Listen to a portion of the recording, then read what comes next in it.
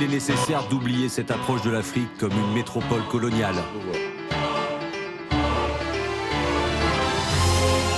Actuellement, nous sommes là pour parler de l'avenir de nos peuples. Ceux qui n'aiment pas le danger, il faut qu'ils choisissent une autre activité.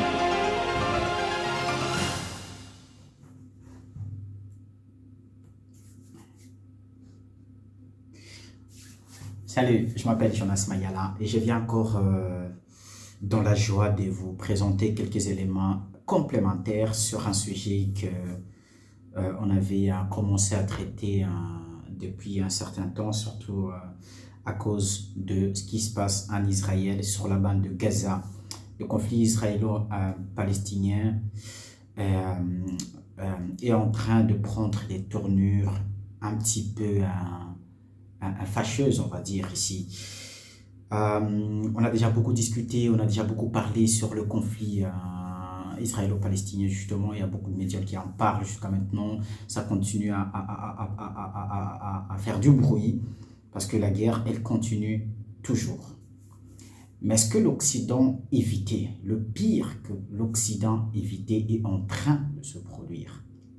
Ce que les États-Unis redoutaient est en train malheureusement d'arriver.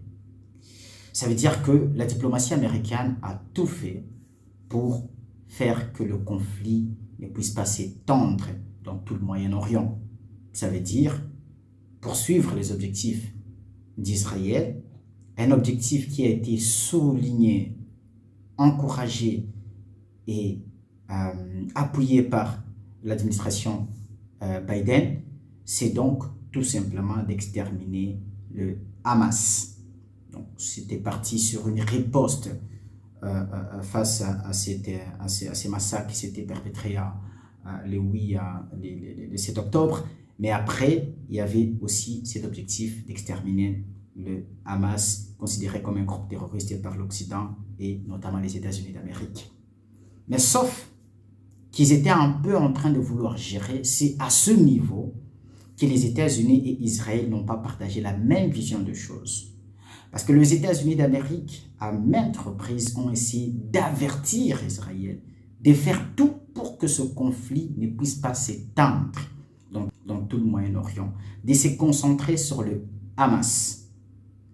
Et là, avec Netanyahou, c'est vraiment une tête aussi qui est partie dans tous les sens et qui s'est permis de faire d'autres tirs, d'effectuer d'autres tirs dans d'autres pays, de se mettre sur plusieurs fronts et d'embraser finalement les conflits dans toute cette région. Ça n'a pas été l'intention des Américains à la base. Les Américains ont alerté et c'est pour ça que le responsable de la diplomatie américaine, à la personne de M. Blinken, a effectué presque chaque semaine un déplacement vers le Moyen-Orient, jusqu'à 5 alors qu'il est en Israël, pour essayer de discuter encore, de rediscuter afin de ne pas étendre le conflit. Les pays européens ont été un petit peu départagés sur l'idée d'accompagner les États-Unis dans cette folie. Les États-Unis supportent et soutiennent Israël, point très. Il y a d'autres pays, notamment le Canada, le Royaume-Uni, la France et un peu l'Occident. Mais en Occident, il y a des discussions comme la France. Elle semble soutenir les États-Unis, comme ils sont dans l'Alliance, dans l'OTAN, mais elle veut aussi qu'il y ait un cessez-le-feu. Cet objectif d'exterminer le Hamas n'est pas un objectif français, par exemple. Ce n'est pas un objectif belge, ce n'est pas l'objectif principal de l'OTAN. C'est un objectif d'Israël et les États-Unis, peut-être le Canada, le Royaume-Uni. Ce n'est pas tout le pays membre de l'OTAN qui partage cet objectif-là. Et puisque ce n'est pas l'OTAN qui est en guerre, les États-Unis, avec leur puissance, peuvent bien gérer ces petits conflits. Alors, il y a eu d'autres groupes. On sait bien qu'il y a eu d'autres groupes dans la région qui ont voulu porter main forte au Hamas. Des groupes terroristes, notamment au Yémen, avec les Houthis. On sait aussi que les Houthis, c'est l'un des groupes considérés comme, qui d'ailleurs, malheureusement, on va dire, est entré sur la liste des groupes terroristes de Washington. C'est des groupes pro-iraniens qui sont soutenus par l'Iran et qui sont là pour peut-être rétablir l'ordre dans certains pays, dans certaines zones. C'est un peu la politique de la politique d'étaler l'influence de l'Iran. L'Iran soutient plusieurs groupes de cette nature-là dans la région ou dans les différents pays voisins de l'Iran. Et ces groupes, d'une certaine façon, sont un peu solidaires. Et les Houthis ont décidé d'attaquer les navires occidentaux et tout simplement le navire américain qui pour eux c'était des navires qui ravitaillaient Israël. C'est par là qu'est transité les marchandises ou la cargaison militaire vers Israël. Ils tirent et les États-Unis d'Amérique présents dans la région. Parce qu'il faut se rappeler que le passage, le canal de Suez, c'est le passage par où passe, excusez-moi pour la tautologie, par où passe un peu plus du tiers des marchandises du trafic maritime mondial. Beaucoup de pays sont présents dans la région pour protéger ce passage-là contre les attaques le pirates et des groupes rebelles qui pourraient s'attaquer potentiellement aux grands navires pour le prendre ou le voler. Alors là, le Yémen, les Houthis ont commencé à tirer sur le navire occidentaux. Peu importe. Ils ont tiré sur quelques-uns qui ont été carrément coulés, détruits. Mais les Américains, c'est une grande puissance, ont droit de se défendre. Les États-Unis ont effectué quelques frappes sur le Yémen visant les Houthis. Ça, c'est vraiment des frappes qui étaient ciblées. Bon, bref, c'est un conflit. Les Américains ont eu droit de se protéger, de riposter. Mais sauf que c'est quelque chose qui était à l'encontre de leurs objectifs initiaux, de ne pas embraser, surtout de ne pas embraser les conflits dans la région. Mais parce qu'ils se sentent attaqués, ils sont dans l'obligation, selon leur constitution, selon leur état-major, ils sont dans le droit de riposter, ils ont droit d'être dans la zone, ce sont les eaux territoriales, les eaux internationales, n'importe quel pays a le droit d'avoir ces navires dans cette zone, d'autant plus que les États-Unis d'Amérique ont des gros intérêts à protéger dans la région, dans la mer Rouge, la mer Méditerranée, bien sûr. Ça va dans tous les sens. Plusieurs groupes pro-Iran sont d'accord d'attaquer les navires, même des navires militaires américains et aussi des bases militaires américaines. Il y a quelques semaines, il y a je crois un peu plus d'une semaine, ils se sont attaqués à une base américaine située en Jordanie et là, ils ont fait 3 victimes du côté américain et plusieurs dizaines de blessés. Et ça, c'est quelque chose qui ne peut pas passer dans l'administration américaine. Les États-Unis d'Amérique ne peuvent en aucun cas accepter une telle perte. C'est une lourde perte pour les États-Unis dans la région. Et donc, les États-Unis devraient répondre. D'ailleurs, ça a été annoncé à la Maison-Blanche. Ils ont dit qu'ils allaient riposter. Mais sauf ici, il y a un petit souci. C'est que les groupes qui ont fait ça sont situés, bon, globalement, ils sont situés en Syrie et en Irak. Ce sont des groupes pro-Iran qui sont soutenus par l'Iran. Et les États-Unis d'Amérique n'ont pas riposté le même jour comme l'avait fait un peu Israël. Il fallait réfléchir sur la stratégie d'attaque. Ah oui, il faut réfléchir sur la stratégie d'attaque. Comment faire, comment attaquer, quelles sont les cibles qu'il faut détruire. Alors pourquoi les États-Unis doivent réfléchir sur la stratégie d'attaque et prendre autant de jours avant d'attaquer, avant de riposter? C'est tout simplement, en face des États-Unis d'Amérique, se positionne l'Iran. Ah oui, l'Iran. Si c'était un petit pays comme le Yémen, quand le Yémen a attaqué, le Yémen, les États-Unis ont frappé jusque dans la capitale yéménite. Mais pour le groupe pro-Iran, les États-Unis prennent le temps et la souplesse de réfléchir sur la stratégie d'attaque. J'aimerais réfléchir un petit peu avec l'ensemble de ceux qui vont écouter à cette émission. Nous sommes dans une logique, dans une ligne droite, où les États-Unis sont clairement en train de perdre leur position stratégique, leur position de leader mondial en faveur de la Chine, un petit peu de la Russie. Les États-Unis savent pertinemment qu'il y a plusieurs pays du Moyen-Orient ou d'Asie qui ont été placés en embargo ont réussi à développer leur propre technologie militaire, dont l'Iran. L'Iran est en embargo depuis maintenant quelques années, plusieurs années d'ailleurs, comme la Corée du Nord et d'autres pays d'ailleurs. Et l'Iran, en étant en embargo, a réussi à développer sa propre technologie militaire, qui aujourd'hui fait de l'Iran une puissance régionale. Tout autour de l'Iran, les États-Unis ont réussi à négocier avec les pays, notamment l'Arabie Saoudite, où il y a des bases militaires américaines pour, voilà, contraindre un peu la menace iranienne. Officiellement, l'Iran n'a pas l'arme nucléaire, mais officieusement, l'agence atomique sait que l'Iran a un programme atomique, un programme nucléaire assez poussé et serait en détention de l'arme nucléaire à l'heure qu'il est. Ce qui fait que l'Iran est une puissance nucléaire. Et donc les États-Unis, pour répondre aux attaques de ces groupes pro-iraniens, les États-Unis ont besoin d'une bonne stratégie. Les conflits qui s'étendent jusqu'à aller toucher là l'Iran, ça va aller vers une guerre générale. Et c'est ça que les États-Unis veulent éviter à tout prix. Mais c'est difficile d'éviter un tel conflit avec tout ce qu'il crée dans la région. La France reste en retrait. Le Royaume-Uni accompagne aveuglément les États-Unis. C'est très bien. Mais si les États-Unis entrent en guerre contre l'Iran, c'est vrai que l'Iran sera détruit. L'Iran va être détruit. L'Iran ne peut pas tenir. L'Iran ne peut pas gagner la guerre contre les États-Unis. Mais il y a un principe de guerre qui dit une puissance nucléaire ne peut pas perdre la guerre. Si l'Iran ne peut pas gagner la guerre face aux États-Unis d'Amérique, l'Iran est capable d'imposer des lourdes pertes aux États-Unis d'Amérique. L'Iran aujourd'hui a une capacité d'atteindre même les territoires américains. Parce qu'il faut savoir que l'Iran a travaillé à développer ses propres missiles hypersoniques. Des missiles qui peuvent aller jusqu'à 2000 km de distance et frapper avec autant de précision la cible.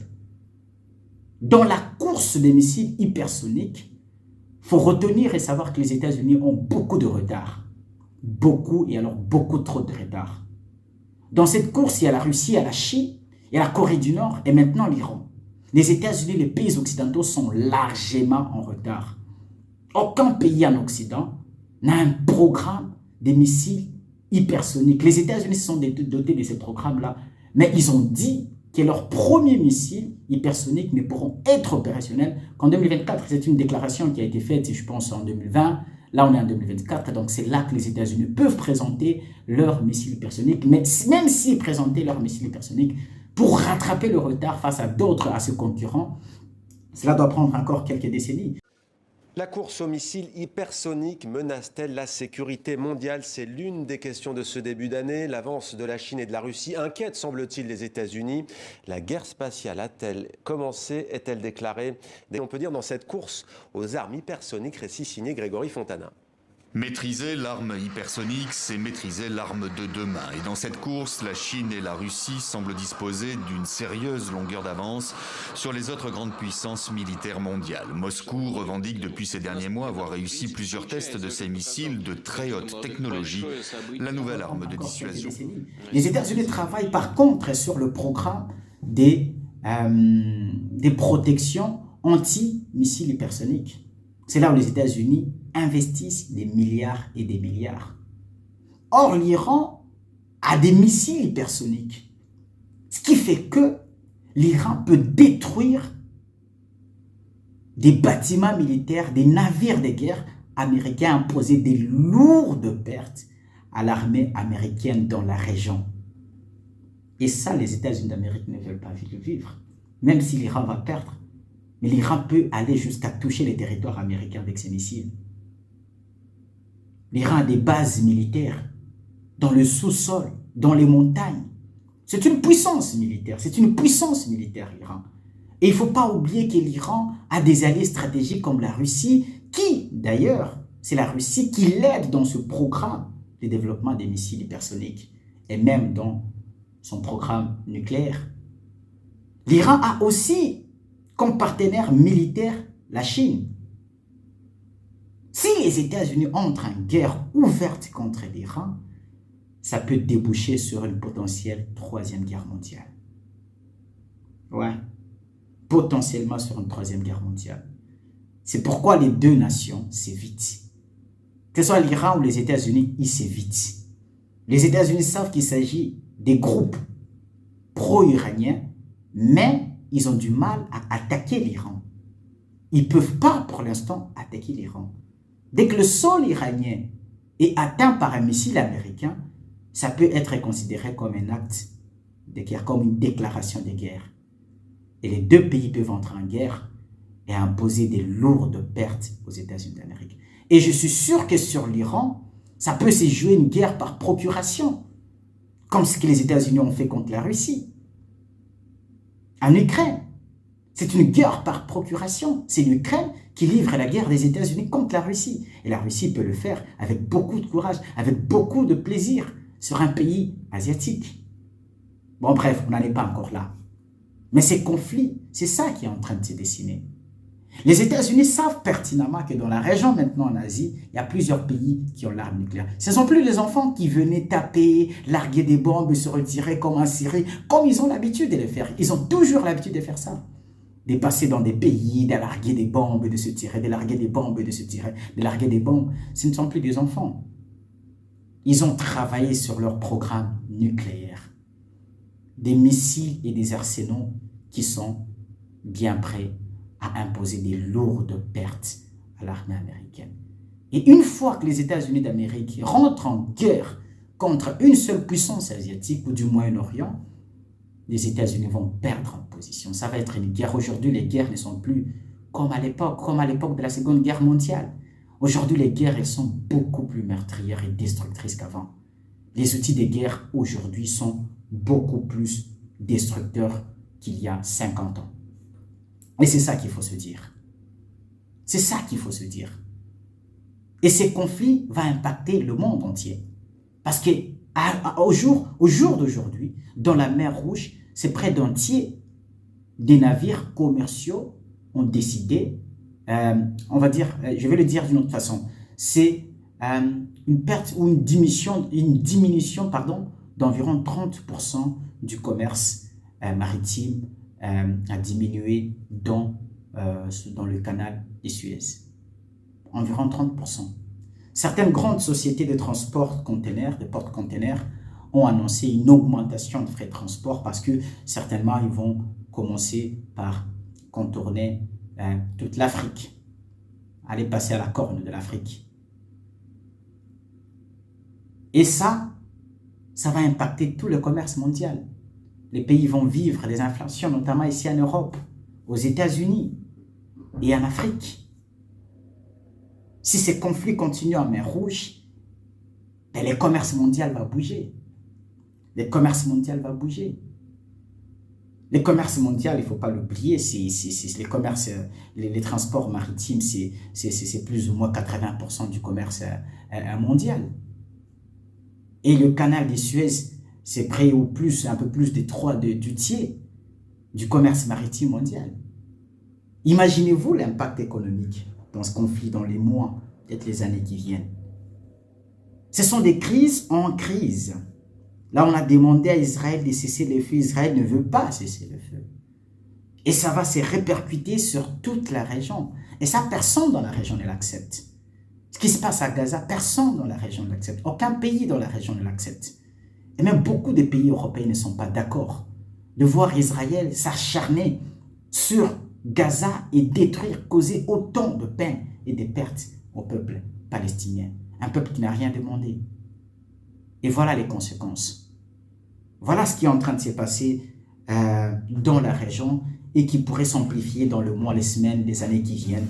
Donc, les États-Unis ont du mal à affronter tout ce groupe-là parce qu'il faut retenir ici qu'ils doivent riposter contre les Houthis qui sont au Yémen et aussi riposter, attaquer les groupes qui sont en Syrie, pro-iraniens qui sont en Syrie et en Irak. C'est pas facile. C'est pas facile. Force aux États-Unis d'Amérique.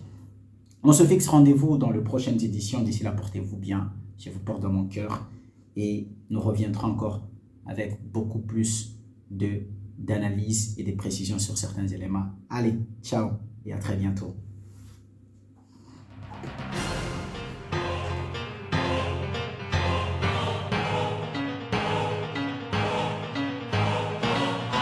Il est nécessaire d'oublier cette approche de l'Afrique comme une métropole coloniale.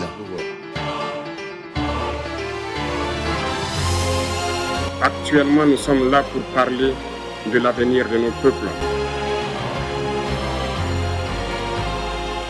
Ceux qui n'aiment pas le danger, il faut qu'ils choisissent une autre activité.